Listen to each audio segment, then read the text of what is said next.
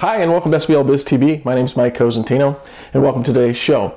In today's show, we're going to talk to you about part 2 of setting your goal strategies for 2013. You know, in the first part here, we talked a lot about mindset and what you should be looking at. It's real important for creating your goal / your life plan. And then what's the important part, and most important part of that is putting a strong purpose behind each category that we talked about. And then we got a little bit into the top 3, what I consider things you should be considering in your marketing plan for 2013 online. So now we're going to start with number 4 for 2013 that I think you should be considering is mobile marketing. And I talked a little bit about that in the first session, but in the area of text marketing, SMS marketing. I really think with an open rates that are showing about 98%, pretty much all I've seen out there, all but 90% plus, put it that way, open rates. It's hard to deny that you should be taking a hard look at building your text portfolio and creating or getting an agency behind you or service behind you that allows you to send text messages. It's well worth it. We have written articles on this specific topic with agencies, but I think it's gotten to a point from where it was important just about a year ago to where it's kind of getting to the point of where what's really critical as a small business that you take a look at it. And even if it's simple in the aspect of you just use it for clients and you don't even get into it for prospecting, you just want to get used to it, sending out discounts or for VIP messages for specific clients, whatever it might be. I think you just need to take that next step. It's cost effective, it's not very expensive, and it's something that's not going to go away. Smartphones have grown just at an incredible rate, and they continue to grow, and it's something I think you should consider. Social media paid post. You know, if you go to places like Facebook, you know, you can get paid posts for $25-50 range in that range, price range. And there's a lot of other places you can do paid posts for different ranges of prices. Usually very small. It doesn't cost much, but it brings big exposure to you as a writer, as an expert in your field. That in and of itself, I think, is worth it. And I would argue that even if you're business to business or business to consumer, B2B or B2C, you're still going to be in a really good position. You have 1 billion people that are using, that are users on this platform. And at some point, different owners are going to be using it. At some point, different consumers are going to be using it. Bottom line is what you're just looking for is the ability to be able to get exposed to these people. And paid posts is a very inexpensive way of doing that. And if done right, I mean, you write a really good article, you can get a lot of signups. If done really well, and you target a market that's specific to what you're looking for, you can do well in sales as well. But once again, it's a cost-effective method, and I think it's something you should really consider in utilizing. If you're taking the time to write content, why not take the time to take that next step and get as much exposure as you possibly can with your quality content. Let's take a look at the next one here, social media and videos. It's clear that videos are really something that index well on social media. You know, if you put it onto your blog post, you create a video for your business, and then you actually take it to your social media platforms, and you have links back. Quite frankly, it's an awesome way to be able to drive a lot of traffic, get a maximum amount of exposure for your videos, which is critically important when you're doing any forms of videos. So remember that when you're actually doing any type of video, think about how you can utilize that video on your different social platforms, because it does index better, especially if you take the time, create the right titles, create the right tags, and create the right description so it corresponds with the message you're delivering. So an awesome way to be able to drive more traffic for you, which provides more leads. Next, let's take a look at mobile marketing location-specific ads as another. It's number 7 on my list of things here for 2013.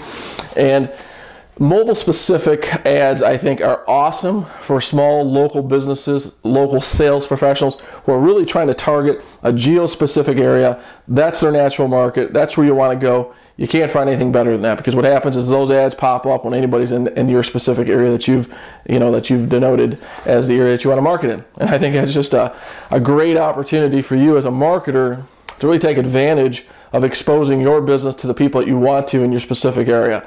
And remember, discounts work. That's the most important thing whenever you're using any of these services. And ultimately, you want to drive people in. There's a cost or an acquisition cost. Utilize it to its maximum potential. Put products and services on there that you know are your best product or service that, if discounted, will drive people into you so that you can show them how great you are and what you do. Okay? Let's take a look at number 8, PPC, pay per click. Talked about that many times here, different episodes that we've had. paid traffic on, I do believe Bing is a good way to start with pay-per-click. If you're looking at trying to get into paid traffic, it's a good way to be able to do it from a standpoint of cost and from a standpoint of metrics. So their analytics are excellent there, being able to study your traffic and what your traffic is doing, and understanding what works and what doesn't work. Bing offers a great platform. Most importantly, when you're starting though, is keeping your costs down, because you're going to have to test, as we talked about many times. Whenever you're using paid traffic, and if you do take a hard look at PPC with Bing, remember to test it thoroughly. Once you get your keywords optimized, once you get your ad optimized, once you get your sales copy optimized and it converts, you can scale your business to your heart's content, and that's the beautiful thing about it. So keep that in mind. I think PPC is one of those areas that you should be looking at as you're moving forward in 2013, as well as an option for you. Number 9. Pictures worth 1,000 words. Clearly, in the last 12 to 24 months, pictures have entered the market in a way that really caught, I think, a lot of people off guard, from a perspective of no one expected Pinterest, for example, to that social platform to grow the way it did. From a standpoint of optimizing your blog, from a standpoint of professionalism, you got to do it. And if you don't have a business blog, put that on your goals as well. Important to be able to utilize pictures whenever you're looking, or whenever you're creating any form of business blog for yourself. It's just, once again, it's expected. I think it's gotten to that point where if you don't do it, your blog is not as attractive for your specific business. So keep that in mind. Make sure when you're doing any form of pictures, if you do put this on your goals, is that it is relevant to the subject matter, or that it's a logo that you dress up on an ongoing basis. You know, a lot of people do that. I've seen that done at different places, like Social Media Examiner does that. They have a certain logo and they always dress it differently. Okay, Geico is another great example of that. They do that as well. So just some good examples for you to take a look at and be able to utilize in your business as far as putting pictures in your business blogs. And then lastly, number 10, video marketing. You know, I know a lot of people are hesitant to do video marketing. A lot of it has to come with cost. They feel that the cost of the studio is going to cost too much. And quite frankly, back in the day, you're right. You know, back in the day, it used to cost us $10,000 to put a good studio together. And today, you can literally put a studio together for less than $1,000. So, you know, don't let that deter you from putting your video together. The next most common thing I hear is, Mike, I don't like speaking in front of a camera. I'm nervous. I can't deliver. And that's natural. You know, it's going to take time to be able to get yourself into a position where you can speak naturally to the camera and be able to deliver. And the more you do it, the better you get. That's all I would say to you. I think it's really important that you take the time to learn how to do it, because it's becoming more and more evident that video marketing is going to be a critical part of the future for businesses. And I'll tell you this too, a lot of small businesses don't do it. It amazes me as you sit there and surf the web and look at different industries. You know, you don't see it being done a lot by a lot of small businesses, and clearly it delivers. You know, on average, people stay a lot longer on your site, roughly 2 minutes more if you have a video. That's good. You're buying brain power. That's a good thing. Builds a personality for your business as well. Helps build your brand, deliver your brand in a better way.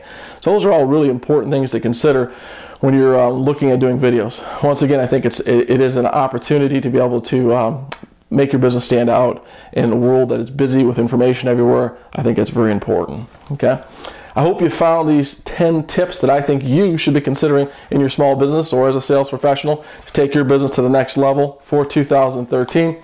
And I wish you nothing but the best of success in this upcoming year. And until next time, this is Mike Cosentino. And remember, leads are the fuel to your business. And I believe the best brand to fuel is online marketing. Take care.